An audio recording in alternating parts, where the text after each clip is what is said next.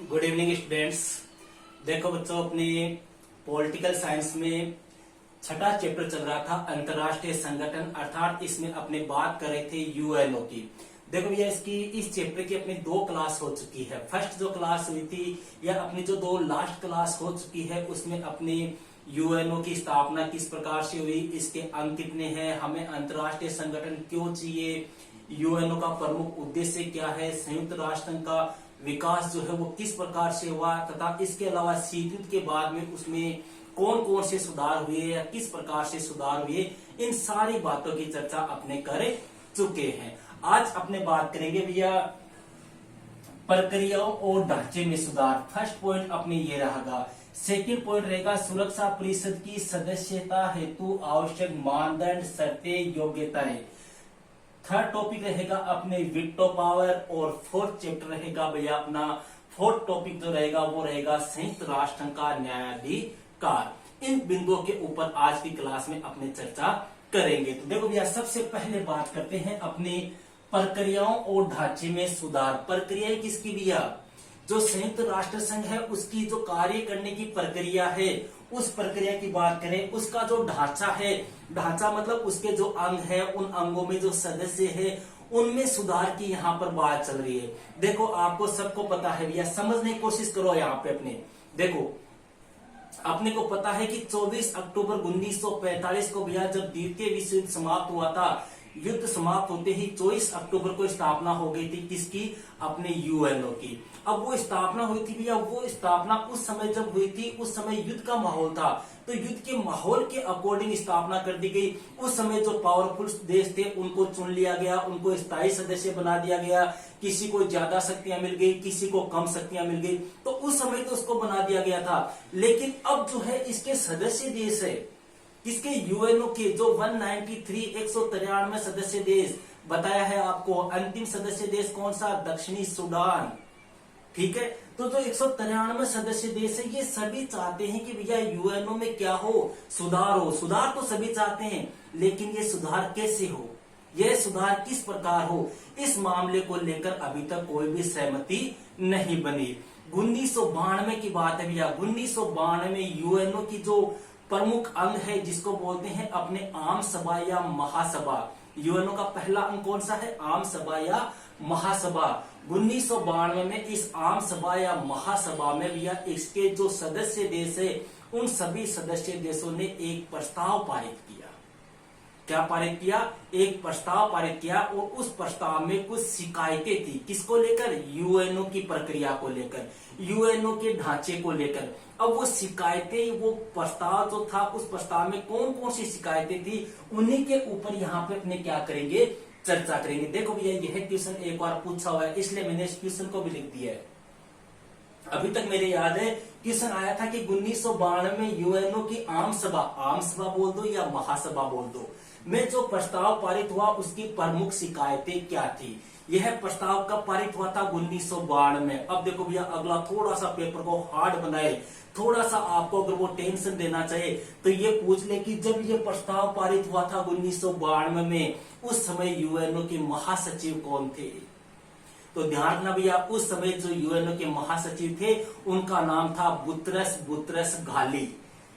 Boutros Ghali, ध्यान रखना,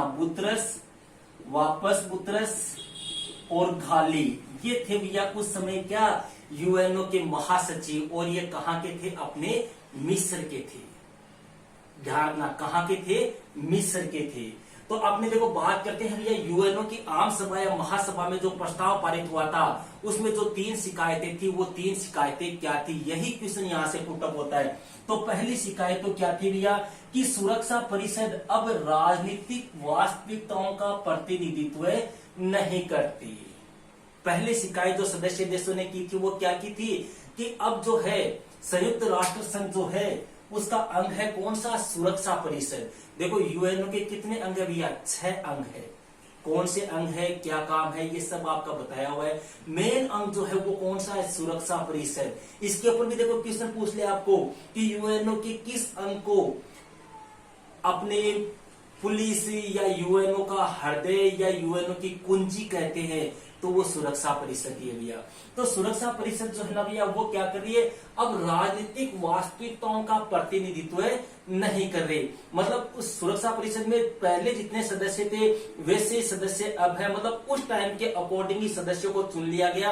अब वास्तविकता जो है वो अलग है, उस वास्तविकता के अकॉर्डिंग जो है वो सुरक्षा परिषद में क्या नहीं है, सदस्यों का प्रतिनिधित्व नहीं है। पहली शिकायत तो ये थी।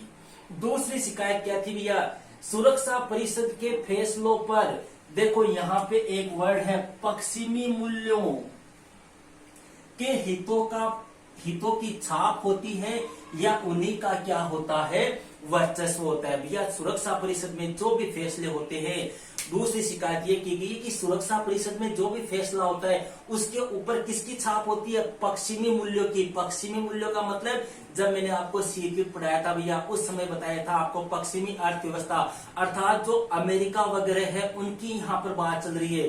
तो सुरक्षा परिषद के ऊपर मुख्य रूप से किसकी छाप है, उसके मुख्य रूप से इसके ऊपर भैया अमेरिका का प्रभुत्व है, अमेरिका का क्या है, वर्चस्व है। दूसरी शिकायत ये कि इसके सदस्यों ने, तीसरी शिकायत ये की गई कि सुरक्षा परिषद में सदस्य देशों को बराबर का प्रतिनिधित्व नहीं है। सुरक्षा परिषद में भैया बराबर का प्रतिनिधित्व नहीं है। आपको पता है सुरक्षा परिषद में 15 सदस्य हैं, 10 तो अस्थायी है और 5 कैसे हैं, स्थायी सदस्य है। अब जो 5 स्थायी सदस्य है वो तो परमानेंट है, उनको चेंज ही नहीं कर रहे, ना उनकी संख्या बढ़ा रहे हैं। मतलब बाकी के जो सदस्य है उनको प्रतिनिधित्व नहीं दिया जा रहा है, उनको भी सुरक्षा परिषद में क्या करना चाहिए, स्थायी सदस्य बनाया जाना चाहिए। मतलब ये जो प्रतिनिधित्व है ये बराबर का नहीं है, कुछ देशों को अस्थायी सदस्य बना देते हैं, कुछ को नहीं बनाते। इस प्रकार से एक बराबर का प्रतिनिधित्व नहीं है, कोई सिस्टम नहीं है, एक प्रकार से कोई नियम नहीं है। इस प्रकार की शिकायतें कब की गई, 1992 में एक प्रस्ताव पारित करके। उस समय यूएनओ के महासचिव कौन थे, बुतरस घाली। अब यहाँ पे क्वेश्चन आपको मैं बता चुका हूँ भैया, क्वेश्चन क्या बनेगा कि 1992 में यूएनओ की आम सभा या महासभा में जो प्रस्ताव पारित हुआ उसके प्रमुख बिंदु क्या थे या उसकी प्रमुख शिकायतें क्या थी, तो ये तीनों पॉइंट आपको लिखने हैं। क्लियर है। सेकंड बात करते हैं भैया, अब ये प्रस्ताव पारित हो गया, शिकायत कर दी, इस शिकायत के ऊपर फिर क्या हुई, चर्चा हुई यूएनओ में। और वह चर्चा कब हुई, स्टार्ट 1997 ईस्वी में चर्चा स्टार्ट हुई। कब स्टार्ट हुई, 1997 ईस्वी में चर्चा स्टार्ट हुई। और इस समय यूएनओ के महासचिव बन गए थे भैया कोफी अन्नान। कौन बन गए थे, कोफी अन्नान, जो यूएनओ के कौन से नंबर के महासचिव थे, 7वें नंबर के महासचिव थे। और ये कहाँ के थे भैया, अपने घाना के थे, घाना के। देखो जब प्रस्ताव पारित हुआ था उस समय महासचिव कौन थे, बुतरस घाली। ये आपकी बुक में नहीं दिया हुआ है भैया बुतरस घाली, लेकिन फिर भी मैं आपको ज्यादा से ज्यादा बताने की कोशिश कर रहा हूँ। अगला कहीं से कैसे भी क्वेश्चन पूछ ले, अपना क्वेश्चन गलत नहीं होना चाहिए, बस बात ये है। तो जब ये प्रस्ताव पारित हो गया तो 1997 से लेकर भैया 2006 तक यूएनओ के महासचिव बने थे कोफी अन्नान। इन कोफी अन्नान ने भैया इन शिकायतों का क्या किया, विश्लेषण किया। इन शिकायतों पर उन्होंने गौर किया और फिर उन्होंने कुछ मानदंड या कुछ योग्यताएं निर्धारित कर दी कि सुरक्षा परिषद का सदस्य बनने के लिए एक देश के पास में कौन कौन सी योग्यताएं होनी चाहिए। जिस देश के पास में वो योग्यता होगी वही सुरक्षा परिषद का स्थायी या अस्थायी सदस्य बनेगा, बाकी नहीं बनेगा। यह मानदंड किसने निर्धारित किए, कोफी अन्नान ने। कौन से नंबर के महासचिव, 7वें नंबर के। पहले नंबर के पूछ ले तो भैया कौन थे, अपने त्रिगवेली। 7वें नंबर के कौन है, कोफी अन्नान। 8वें नंबर के पूछ ले बान की मून। और 9वें नंबर के या वर्तमान में कौन है, एंटोनियो गुतेरेस, जो कहाँ के हैं, अपने पुर्तगाल के हैं। ध्यान रखो इन चीजों का। अब देखो भैया यहाँ पे ये मीटिंग हो गई, मीटिंग में ये फैसला किया कि सुरक्षा परिषद की सदस्यता है तो आपके पास में ये मानदंड, शर्तें या ये योग्यताएं होनी चाहिए। अब यहाँ पे भी देखो भैया क्वेश्चन बनता है कि सुरक्षा परिषद का सदस्य बनने के लिए एक देश के पास में कौन कौन सी योग्यताएं होनी चाहिए। तो पहली योग्यता क्या है कि उस देश की जनसंख्या क्या होनी चाहिए, अधिक होनी चाहिए। मतलब ज्यादा से ज्यादा जनसंख्या होनी चाहिए, ज्यादा में नहीं तो कम से कम वह टॉप 30 देशों के अंदर तो आना ही चाहिए। दूसरी योग्यता क्या है भैया, उसके पास में क्या होनी चाहिए, बड़ी सैन्य ताकत होनी चाहिए, मतलब एक विशाल सेना होनी चाहिए, एक पावरफुल वो देश होना चाहिए, कमजोर देश या कमजोर राष्ट्र नहीं होना चाहिए। इसके अलावा भैया तीसरी विशेषता, उसकी बड़ी आर्थिक ताकत होनी चाहिए। आर्थिक ताकत का मतलब वह आर्थिक रूप से शक्तिशाली होना चाहिए, उसकी अर्थव्यवस्था जो है वो विशाल होनी चाहिए, उसका जीडीपी के अंदर योगदान बहुत ज्यादा होना चाहिए। देखो सुरक्षा परिषद में कितने सदस्य हैं, 15 सदस्य तो हैं। सुरक्षा परिषद में सदस्य कितने हैं, 15। तो अब ये 15 किनको बनाए, सीधी सी बात है। अब जैसे मान लो 12वीं की एग्जाम होती है, 12वीं के एग्जाम में पहले अपने ये सिस्टम था कि मेरिट जो है वो टॉप 10 को मेरिट में लेते थे। तो वो टॉप 10 को किसको लेते थे, जिनके नंबर ज्यादा आते थे उन्हीं को तो लेते थे, सभी को थोड़ी लेते थे। तो यहाँ पे भी सदस्य देश तो 193 है, लेकिन सुरक्षा परिषद में सभी को थोड़ी ले सकते हैं। तो इसके लिए फिर एक सिस्टम बना दिया। क्यों, क्योंकि इन लोगों ने शिकायत की थी कि यार ये आपका सिस्टम गलत है। तो फिर अपने कोफी अन्नान ने ये सिस्टम बना दिया कि जिसकी जनसंख्या ज्यादा होगी, जो शक्तिशाली देश होगा, जो आर्थिक रूप से मजबूत होगा, तथा जो जिसका यूएनओ के अंदर बजट में भी क्या होगा, योगदान होगा, जिसका यूएनओ के बजट में क्या होगा, ज्यादा से ज्यादा योगदान होगा। जैसे अमेरिका है, आज यूएनओ के बजट में भी सबसे ज्यादा योगदान जो है वो कौन सा देश करता है, अमेरिका करता है, फिर जापान करता है, फिर जर्मनी का है, फिर ब्रिटेन का है। इस प्रकार से याद रखो भी आप, समझ रहे हो, रट्टा मत मारो, इनको समझने की कोशिश करो। पहले क्या की गई, शिकायत की गई, फिर शिकायतों के समाधान के लिए क्या बनाए गए, मानदंड, शर्तें, योग्यताएं। शिकायत किसके समय, इसके समय, मानदंड किसके समय, इसके समय, कौन से मानदंड, ये बनाए गए साहब। फिर इसके बाद में बात करते हैं भैया, वह देश भूगोल, अर्थव्यवस्था और संस्कृति से क्या हो, विविधता वाला देश हो। जैसे अपने भारत, भैया भारत का भूगोल जो है वो विविधताओं से भरा हुआ है। यहाँ पर अलग अलग धर्मों को मानने वाले लोग हैं, यहाँ पर अलग अलग संस्कृतियों को मानने वाले, अलग अलग भाषाओं को मानने वाले, अलग अलग जातियों के लोग हैं, यहाँ पर अलग अलग धर्मों के लोग हैं। तो ये क्या है, विविधताओं से भरा देश है। तो इस प्रकार की योग्यताएं क्या कर दी गई, निर्धारित कर दी गई। अब देखो यहाँ पे 2 क्वेश्चन मैं आपको बताऊंगा, अच्छी तरह से समझना। दोनों क्वेश्चन अपने राजस्थान माध्यमिक शिक्षा बोर्ड के द्वारा पूछे गए हैं जब अपने एनसीईआरटी का सिलेबस था। क्वेश्चन क्या था, पहला, सुरक्षा परिषद की सदस्यता हेतु आवश्यक मानदंड या शर्तें बताइए। पहला क्वेश्चन, ठीक है। अब सुरक्षा परिषद का चाहे स्थायी पूछ ले या अस्थायी पूछ ले, दोनों के लिए यही शर्तें थी, ठीक है। दूसरा क्वेश्चन दिया, अब देखो यहाँ पे दूसरा क्वेश्चन क्या बनाता है अगला, ज्यादातर जो अपने कम से कम 3 बार अपने पूछा गया है कि क्या भारत को सुरक्षा परिषद का, वापस सुनना, क्या भारत को सुरक्षा परिषद का सदस्य बनाया जाना चाहिए, अगर हाँ तो क्यों। तो भैया भारत को सुरक्षा परिषद का सदस्य बनाया जाना चाहिए, क्यों, क्योंकि भारत जो है वो इन सभी योग्यताओं को क्या करता है, पूरी करता है। तो आंसर भी कैसे लिखोगे आप, ऐसे लिखना है कि भारत को सुरक्षा परिषद का स्थायी सदस्य या सुरक्षा परिषद का सदस्य बनाया जाना चाहिए। क्यों, क्योंकि भारत एक विशाल जनसंख्या वाला देश है। आपको पता है भैया, आज भारत की आबादी 2011 की जनगणना के अनुसार 121 करोड़ है, जो विश्व की कुल आबादी का कितना परसेंट है, 17.5% है। भारत की आबादी जो है वो विश्व की आबादी कितनी है, 17.5 है। चीन के बाद में आज भारत का कौन सा स्थान है, सेकंड स्थान है। जनसंख्या ज्यादा है भारत की, आज बड़ी सैन्य ताकत है भारत के पास में। आज अगर विश्व के टॉप 5 देशों की बात करें तो उनमें एक कौन सा आएगा, अपना भारत आएगा। बड़ी आर्थिक ताकत है, बड़ी आर्थिक व्यवस्था है भैया। आज विश्व की अर्थव्यवस्था की बात करें तो विश्व की अर्थव्यवस्था में भारत का भी एक अहम योगदान है, एक बड़ा हिस्सा है। इसके अलावा यूएनओ के अंदर भारत क्या देता है, बजट में योगदान भी देता है। यूएनओ का जो बजट पारित होता है उसमें भारत भी क्या देता है, अपना हिस्सा देता है। और ये बताने की जरूरत नहीं है, एकता में अनेकता, हिंद की विशेषता। भारत तो शुरू से ही अपने विविधताओं वाला देश रहा है।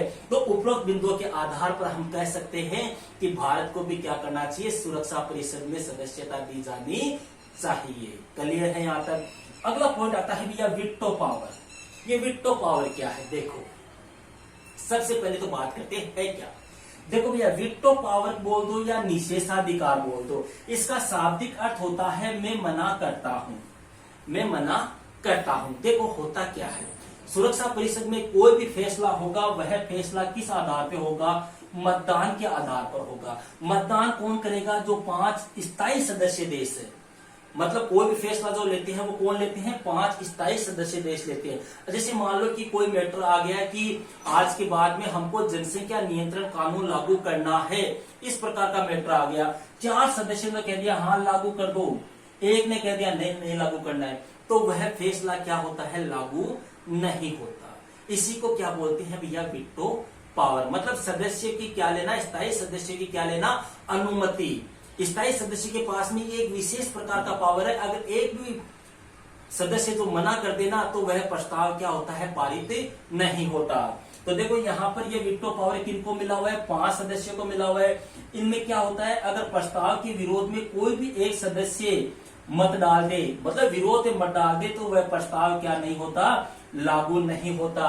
और इसका भैया आज तक सर्वाधिक प्रयोग जो है वो किसने किया है, वीटो पावर का, रूस, या जिसको अपने प्राचीन समय में क्या बोलते थे, सोवियत संघ, इसने सबसे ज्यादा प्रयोग किया है। अगर क्वेश्चन पूछ ले वीटो पावर का आज तक सबसे कम प्रयोग किसने किया है, तो ध्यान रखना भैया, चीन। आज तक चीन ने 4 से 5 बार ही वीटो पावर का प्रयोग किया है। अब एक क्वेश्चन आपको पूछता हूं, भारत को सुरक्षा परिषद का स्थायी सदस्य बनाने में सबसे ज्यादा रुकावट कौन सा देश डाल रहा है, ध्यान रखना भैया, पाकिस्तान डाल रहा है, और पाकिस्तान का साथ और दे रहा है ये चीन। क्लियर है यहां तक। अब यहाँ पे एक क्वेश्चन और पूछ ले आपको कि वीटो पावर में अमेरिका, ब्रिटेन, फ्रांस, रूस और चीन, यही तो है 5 स्थायी सदस्य देश। सुरक्षा परिषद के 5 स्थायी सदस्य कौन कौन से हैं, अमेरिका, ब्रिटेन, फ्रांस, रूस और चीन। क्वेश्चन आ जाए कि भैया इन्हीं को सुरक्षा परिषद का स्थायी सदस्य देश क्यों बनाया गया, भारत को क्यों नहीं बनाया, जर्मनी को क्यों नहीं बनाया, अपने इटली को क्यों नहीं बनाया, अपने जापान को क्यों नहीं बनाया। इसलिए नहीं बनाया भैया, क्यों, क्योंकि ये जो 5 स्थायी सदस्य देश है ना, ये द्वितीय विश्व युद्ध में क्या हुए थे, विजेता हुए थे। द्वितीय विश्व युद्ध के ये क्या थे, विजेता थे, द्वितीय विश्व युद्ध को जीतने वाले थे, और इन्हीं का क्या था, यूएनओ की स्थापना में अहम योगदान था। इसलिए इनको क्या बनाया गया, स्थायी सुरक्षा परिषद का स्थायी सदस्य देश बनाया गया, और इनको एक विशेष पावर, विशेष शक्ति दी गई, और उसी को अपने क्या कहते हैं, वीटो पावर। क्लियर है। अब बात करते हैं भैया नेक्स्ट पॉइंट, संयुक्त राष्ट्र संघ का न्यायाधिकार। न्यायाधिकार की बात करते हैं। देखो भैया आप सबको पता है 24 अक्टूबर 1945 को अपने यूएनओ की स्थापना हो गई थी, और फिर 2005 में यूएनओ की स्थापना को कितने वर्ष हो गए थे, 60 वर्ष हो गए थे। तो जब 60 वर्ष हो गए तो सितंबर 2005 की बात है भैया, जितने भी देश थे यूएनओ के सदस्य देश, उन सभी देशों ने क्या किया कि अपने क्या होंगे, सभी एक साथ एकत्रित होंगे, सभी एक साथ एकत्रित हुए, और यह फैसला किया कि अब हमें यूएनओ को और अधिक ज्यादा क्या बनाना चाहिए, प्रासंगिक बनाना चाहिए, और ज्यादा हमें उसको उपयोगी बनाना चाहिए, और इसके लिए हमें कदम उठाने चाहिए। जिस समय स्थापना हो गई थी 24 अक्टूबर 1945 को स्थापना हुई थी, उस समय यूएनओ कैसा था उसको भूल जाओ, अब हमें इसको ज्यादा से ज्यादा क्या बनाना चाहिए, प्रासंगिक बनाना चाहिए, इसके ज्यादा से ज्यादा इसको उपयोगी बनाना चाहिए, ज्यादा से ज्यादा इसको अपने सार्थक बनाना चाहिए। तो इसके लिए सितंबर 2005 में यूएनओ के सभी सदस्य देश क्या हुए, एकत्रित हुए, और उन्होंने जो कदम उठाए वो कदम क्या है उनकी बात करते हैं।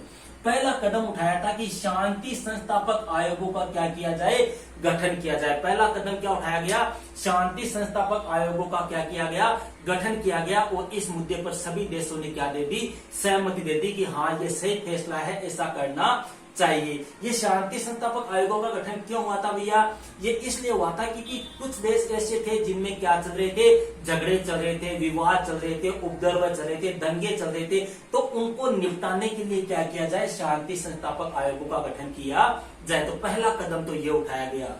दूसरा कदम उठाया गया था भैया, मानवाधिकार परिषद की क्या की जाए, स्थापना की जाए, और स्थापना की भी गई। कब की गई, 2006 में।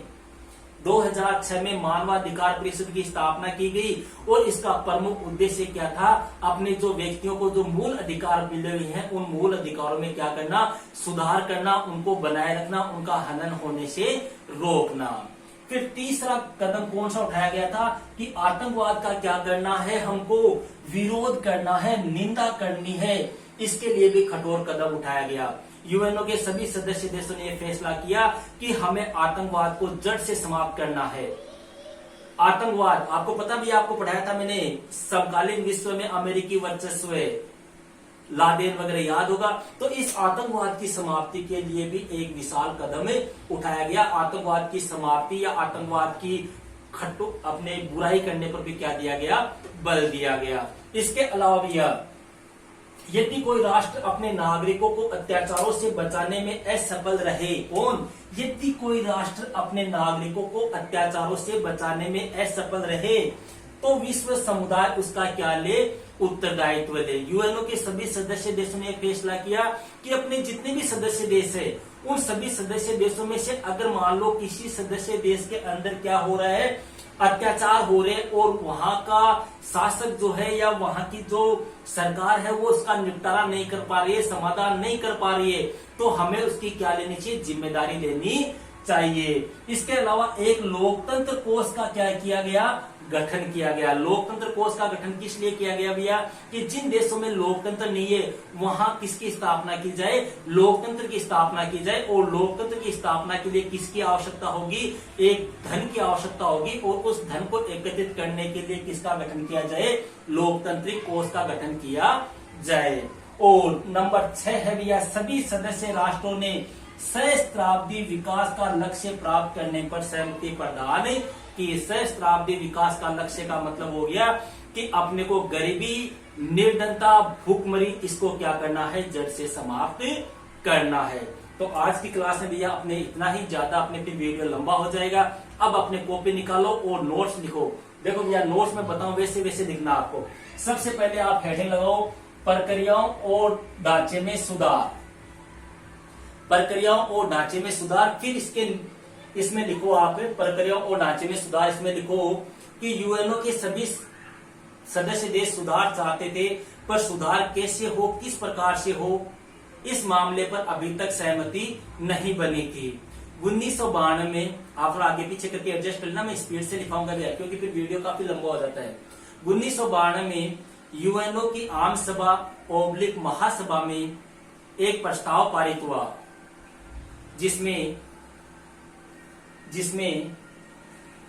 3 शिकायतें प्रमुख थी। ये तीनों लिख लो, ठीक है। फिर इसके नीचे लिखो पैराग्राफ चेंज करके, ये आप लिख लेना भैया। फिर पैराग्राफ चेंज करके लिखो 1997 में यूएनओ के 7वें महासचिव कोफी अन्नान ने जांच करवाई तथा कुछ मानदंड व योग्यताएं निर्धारित की। फिर नीचे हेडिंग लगा के लिखो भैया, सुरक्षा परिषद की सदस्यता हेतु आवश्यक मानदंड, शर्तें, योग्यताएं। यहां तक उतार लो 5 नंबर तक, कोई दिक्कत नहीं है। फिर हेडिंग लगाओ वीटो पावर, ये लिखो। वीटो पावर में लिखो आप, वीटो पावर यानी कि निषेधाधिकार। वीटो पावर यानी कि निषेधाधिकार।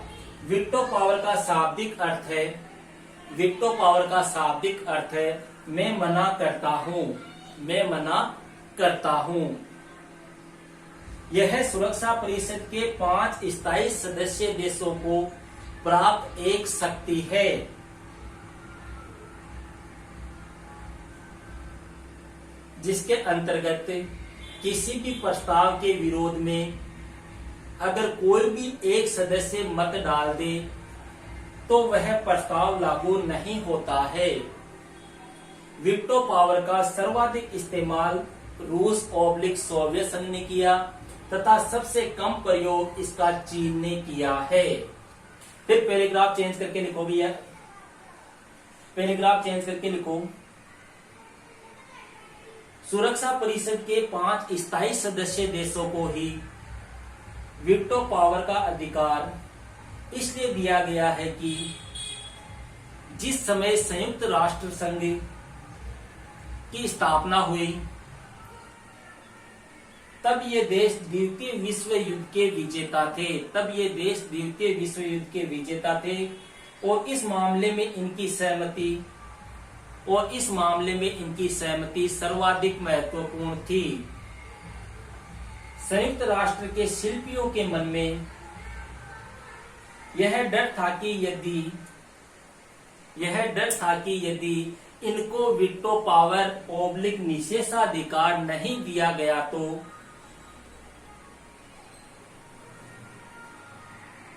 ये विश्व की समस्याओं में अधिक रुचि नहीं लेंगे। क्लियर है? यहां तक हो गया। अब आप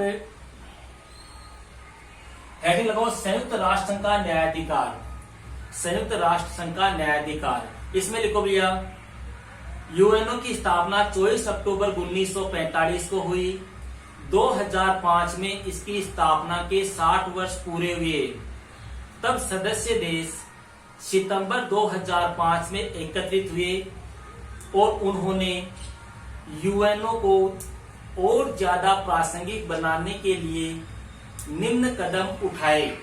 ये 5-6 लिख लो आप बस।